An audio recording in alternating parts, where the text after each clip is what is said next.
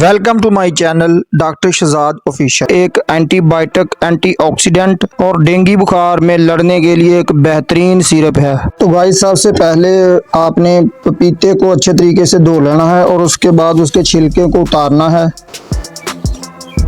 इसे काट लेते हैं। इसके बाद इसके स्लाइस बना लेते हैं। आप पपीते को छोटे छोटे टुकड़ों में काट लेते हैं। पपीते को स्लाइस में काटने के बाद फिर एक मरतबा अच्छे तरीके से धो लें। अब हमने 1 या 2 गिलास पानी के लेने हैं और उसमें इन पपीते के टुकड़ों को ग्राइंड करना है। अब 2 गिलास पानी के ले लें। अगर बड़ा गिलास है तो 1 ही काफ़ी है, जो छोटा गिलास है इसलिए हम 2 ले लेते हैं। अब इन पपीते के टुकड़ों को जग में डाल लेते हैं। अब इसे अच्छे तरीके से ग्राइंड कर लेते हैं।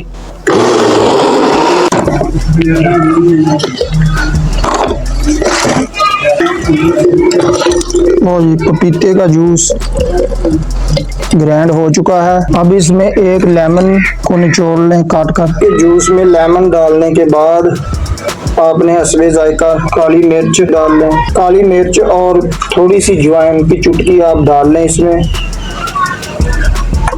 तो गाइस ये पपीते का जूस तैयार हो चुका है। ये एक एंटीबायोटिक, एंटीऑक्सीडेंट और डेंगू बुखार में लड़ने के लिए एक बेहतरीन सिरप है, जो डेंगू के खिलाफ कुव्वत मुदाफ़त को बढ़ाता है और जिस्म से फ्री रेडिकल्स को खारिज कर देता है और कैंसर होने से भी बचाता है।